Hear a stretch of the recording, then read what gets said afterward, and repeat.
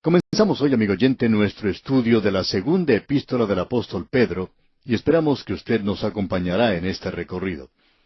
Hemos llegado a un libro cuya autoría, es decir, que haya sido escrito por el apóstol Pedro, ha sido cuestionada más que ningún otro libro en el Nuevo Testamento.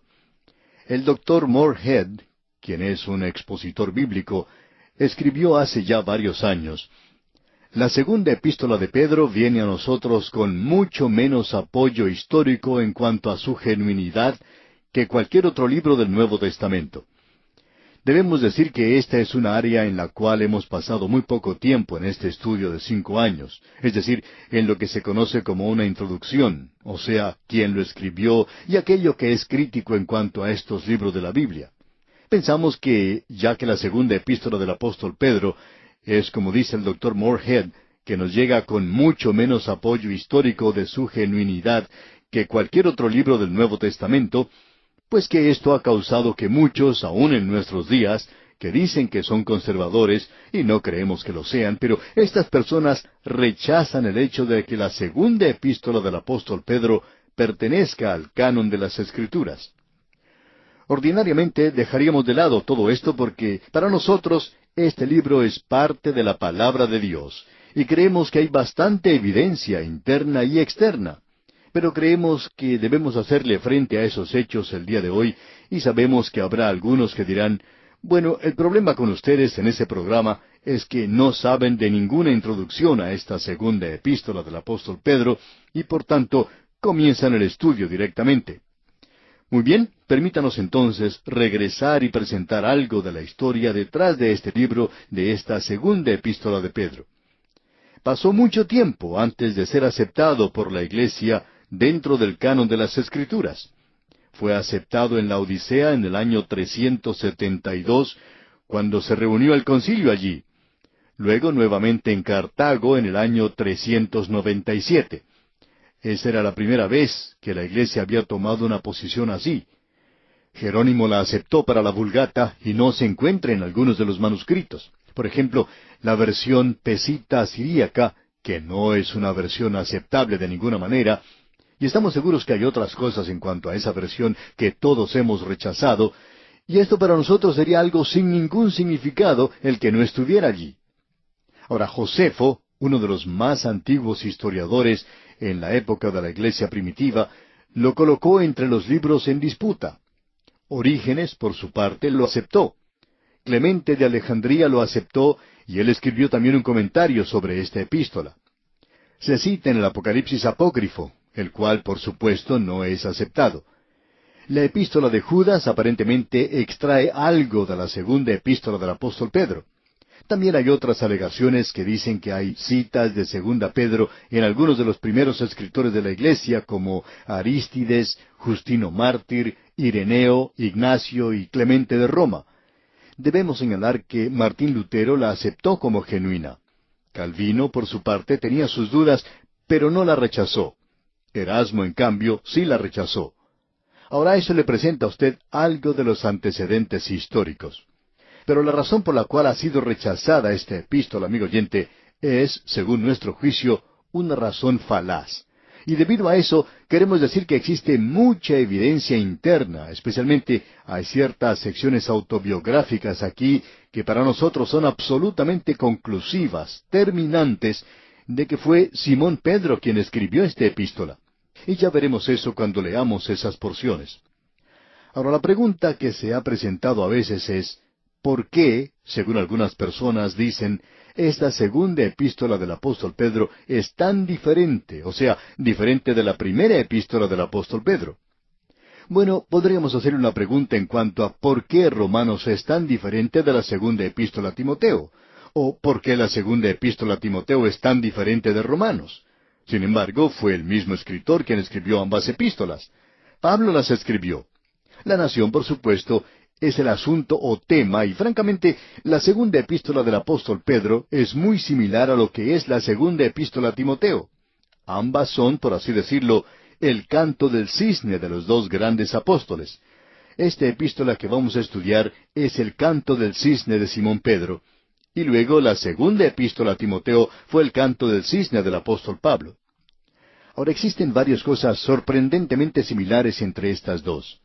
Ambas epístolas presentan señales de advertencia a lo largo del camino peregrino que la iglesia está recorriendo para identificar la tremenda apostasía que ya estaba en camino en esa época. Ahora usted y yo estamos viviendo en el día cuando la apostasía ya ha llegado.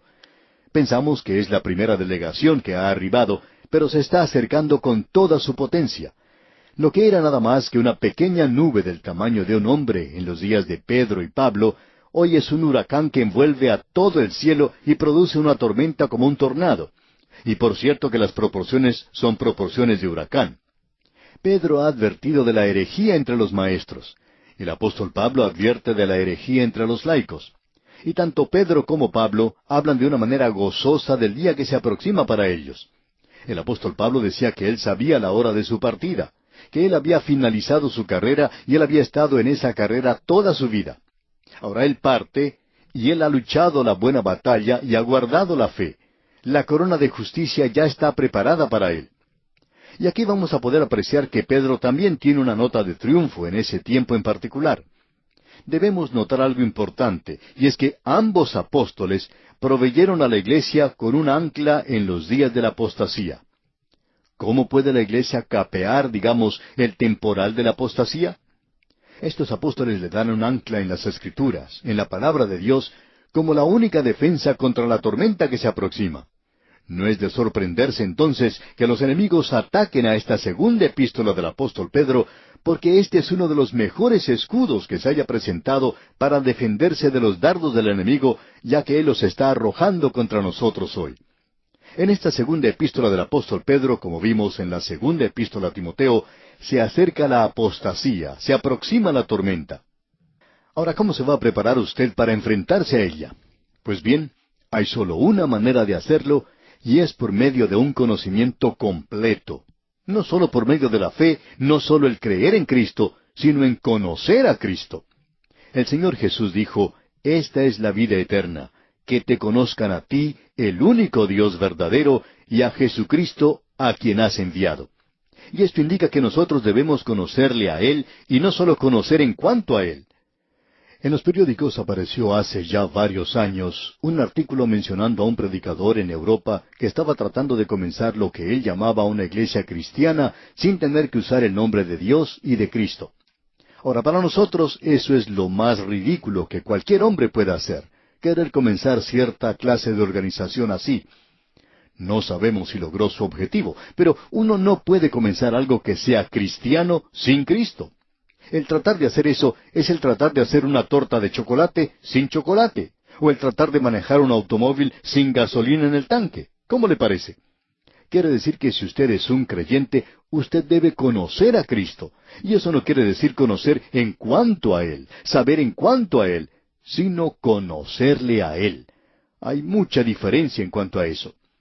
El gran tema de esta epístola va a ser la apostasía, pero también lo que será nuestra defensa, y esa defensa es el conocimiento. Ahora, ¿cómo viene a nosotros ese conocimiento? ¿Dónde está ese conocimiento? ¿Cómo se puede obtener? Bueno, la única forma es por medio de la palabra de Dios, y Él va a hablar en cuanto a la segura palabra de la profecía que tenemos hoy. Ahora, la vida cristiana es mucho más que un nacimiento, amigo oyente. Es un crecimiento, es un desarrollo. Nosotros debemos crecer, y para nosotros la clave de esta epístola se encuentra en el último versículo de ella, donde dice Pedro, «Antes bien, creced en la gracia y el conocimiento de nuestro Señor y Salvador Jesucristo. A Él sea gloria ahora y hasta el día de la eternidad. Amén». Esa es la razón por la cual siempre hemos dicho en nuestro ministerio que nosotros no somos obstetras, sino pediatras. Ahora, un obstetra o tocólogo, como se le llama en algunas partes, es el médico que atiende a las señoras durante su tiempo de embarazo y luego ayuda en el nacimiento de un niño en este mundo. Bien, creemos que el Señor y la mayoría de ustedes que nos escuchan en estos programas saben que hemos compartido cientos de cartas de personas que se han convertido por haber escuchado la palabra de Dios. Pero en realidad este ministerio radial se comenzó con el propósito de enseñar la palabra de Dios para ayudar a los creyentes a crecer. Es decir, tomar un pequeño bebé, a un creyente nuevo, y ayudarle a crecer. Dijimos que no somos obstetras, sino pediatras, o sea que debemos tomar al nene, debemos alimentarlo al comienzo con alimentos fáciles de digerir, pero luego debemos darle buenas comidas para que se fortalezca, para que se desarrolle, para que se haga fuerte. Y este es el área con la cual está tratando el apóstol Pedro. Usted no va a poder vivir para Dios en estos días de apostasía, amigo oyente, a no ser que usted tenga el conocimiento de la palabra de Dios. Y vamos a hablar mucho en cuanto a esto al entrar en esta epístola. Pero consideramos que este es el tema y estamos obteniendo el tema basándonos en las palabras que usa el apóstol Pedro aquí, contrastadas con su primera epístola. Él presenta ciertas palabras características. Una de ellas es precioso. Un pescador fornido habla de cosas que son preciosas, utilizando una palabra que usan las mujeres. La encontramos nuevamente en esta epístola. También encontramos la palabra fe. Se menciona 2 veces en el primer capítulo. Pero permítanos una vez más regresar a esto de que la palabra característica aquí es conocimiento. Se menciona unas 16 veces con palabras relacionadas a ella. Y lo encontramos resumido todo en esta epístola en el versículo final. Este hombre Simón termina su mensaje diciendo esto, que debemos crecer en el conocimiento de nuestro Señor y Salvador Jesucristo. Esto en realidad es lo que es el agnosticismo. Este grupo trató de decir que tenían algo de conocimiento esotérico que ninguna otra persona tenía. Siempre ha sido característico de órdenes o grupos secretos, que se debe aprender algo dentro del grupo y descubrir algo que uno no podría aprender de ninguna otra forma. Pues bien, Pedro nos va a decir, y siempre ha dicho, que el verdadero conocimiento es conocer al Señor Jesucristo, y eso es lo que es importante. Permítanos ahora decir una palabra en cuanto a las divisiones de este pequeño libro. Lo hemos dividido más que lo que hicimos con la primera epístola del apóstol Pedro. ¿Por qué? Porque aquí tenemos temas que son realmente tremendos. En realidad, hemos dividido esta epístola en muchas partes. Vamos a presentar ahora un resumen o un bosquejo de esta epístola, y lo vamos a hacer de una manera breve. Y luego vamos a poner nuestro pie en el umbral de esta carta. En los primeros 14 versículos del primer capítulo tenemos que la suma de las virtudes cristianas nos dan seguridad. De los versículos 15 al 21 tenemos la autoridad de las Escrituras demostrada por la profecía cumplida. Luego en el capítulo 2, la apostasía se presenta por medio de la enseñanza falsa. Luego en los primeros 4 versículos del capítulo 3 tenemos la actitud hacia el regreso del Señor, una prueba de los apóstatas.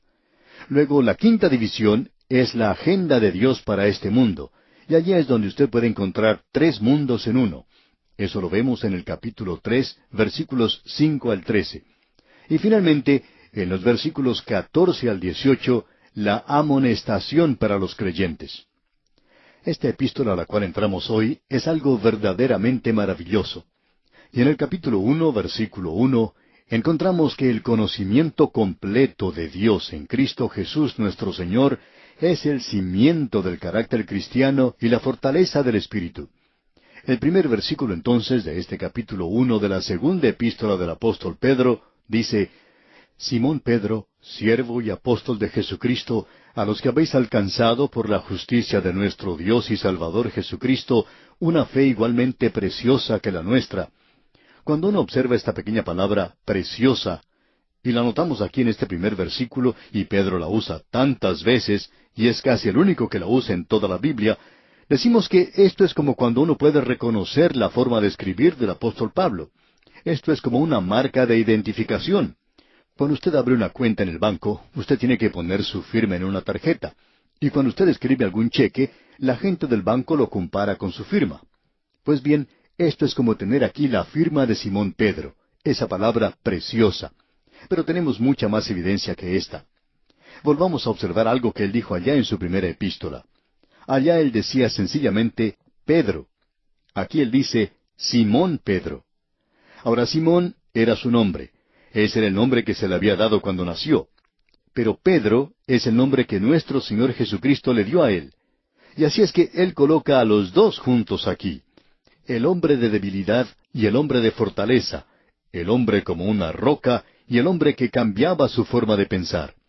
Él era ambas cosas. Pero amigo oyente, cuando uno llega a observar lo que dice esta epístola, y la primera epístola también, y escribió la segunda un poco después de haber escrito la primera, usted puede estar seguro de una cosa, que es el hombre roca ahora.